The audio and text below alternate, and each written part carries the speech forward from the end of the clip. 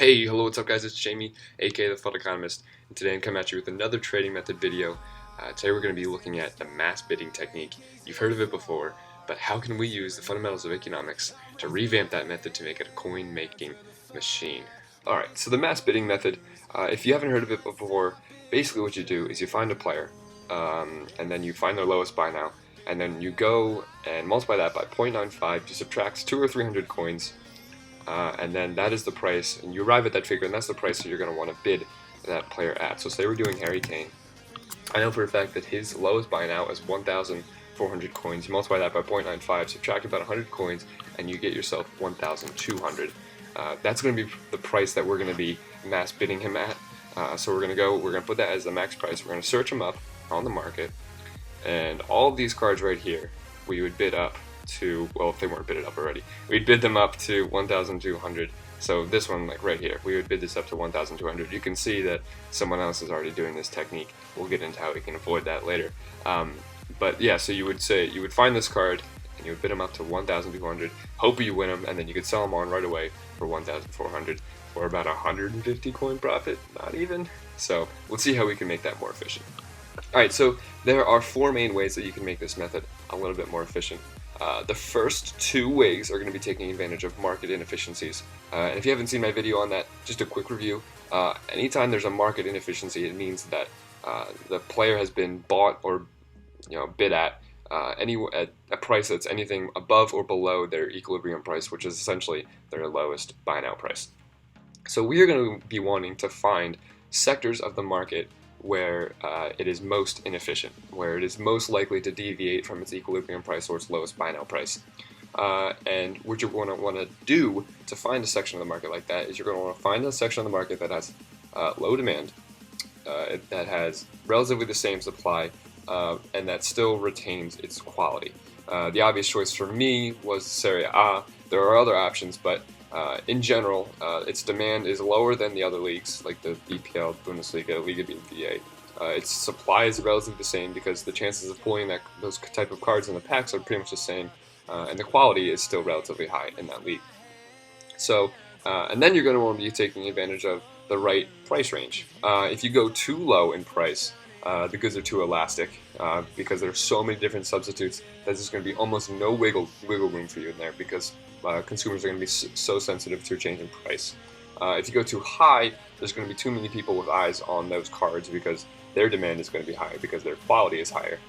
So in the middle, between 1 and 5K is what I like to call the Goldilocks zone, and that's where the prices are going to be most inefficient, and that's where we're going to have the most room to make profits as traders. Alright, so once you've identified that niche in the market that's going to be the most inefficient for us, that's a Serie A between 1 and 5K, get a list of players, find their lowest buy now, and then find their suggested price that you're going to want to bid on them. For me, I'll give you an example. I have Vidic, Mandzukic, Lichtsteiner, Glick, and Baca. Those are the players that I'm going to be focusing on right now. There's plenty more in the Serie A, so if I took yours, don't worry, there's still a lot more. But there are still two more ways that we can optimize this trading method, and they both have to do with how you bid on the players, and they're taking advantage of player irrationality, which essentially is when a player in the Ultimate Team market does something that doesn't optimize their chances of making coins. Alright, so the first is, and it's sort of self-explanatory, but I see a lot of people make this mistake, is when you're bidding on the players, don't bid too low. If you bid too low, say you're trying to bid on a Vidic, his lowest buy now is 1,500, and his suggested price that I'm thinking you should bet on him is 1,300. If you were to bid on every single Vidic at 1,100, the chances of you winning any of those is pretty low because there's still a lot of wiggle room for people to make profit or people to get a deal on. So they're just going to outbid you. You got to remember, you think of it like it's better to make 10 100 coin profits than one 300 coin profit, right? That's just basic math, but the general principle applies. And then the second method, or the second way to optimize it, is please don't be that guy that bids on every single Vidic or every single Mandzukic for the next hour, right? Because what you've essentially just done is you've just raised the price of that Vidic or that Mandzukic or that card to whatever you've been bidding it on, and people are just going to outbid you. They see, all right, well, he's going for 1,300 coins a day. What's another 100 coins? And they're just going to outbid you. The chances of you winning any of them are pretty darn low. So what I recommend you do is you find the price that you're going to be bidding at. Say, for example, let's do vintage. So I have a suggested price at 1,300. So we're going to search all the cards of vintage that are going for 1,300. What you're going to want to do is, you see this card right here, let's bid them up to 1,300. We want to win this card, right? But maybe this card, we let that stay at 1,200. We will let that stay low, so that people will focus on that card as it's going across the trading block instead of focusing on our card. Maybe this card we bid up to 1,300. And maybe the next card we bid up to 1,300.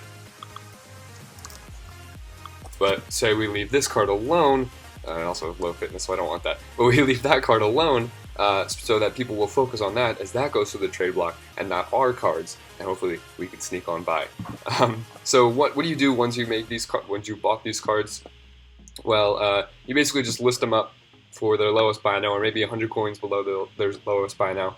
You can do that right away if you want. You can wait till at night when the prices go up a little bit, or you could even wait till Friday or Saturday during peak hours to list them up. But you should be making some profit. What I'm going to do now is I'm going to go trade with this method for a full hour. I'll come back to you guys, telling you guys how many coins I made, any sort of the difficulties that I came across, and then I'll give away the coins to you guys. Alright guys, so it's been about an hour. I made 12,334 coins. Not bad. I don't think the market conditions are ideal right now, so maybe you guys will make a little bit more than me, but I'll round that up to 13K. I'll give it to one of you guys. All you gotta do is like, comment, subscribe, and then comment down below what your favorite sports team is. And then, yeah, you'll be entered into the giveaway. Also, jbergs 611 or 611. Make sure your YouTube message box is set to public. You are the winner of the 15K. So congratulations. I'll be contacting you soon, and I'll list a card up and buy it and all that kind of stuff. But yeah, other than that, guys, it's been Jamie, aka the FUT Economist. Stay tuned for the next video because I'm coming out with another trading method, and everyone that's been asking me to cover the time zones and when the list players up according to the time zones, I will cover that soon. But yeah, it's been Jamie, aka the FUT Economist. Keep your trade pause full, stay rational, and I'll see you in the next video.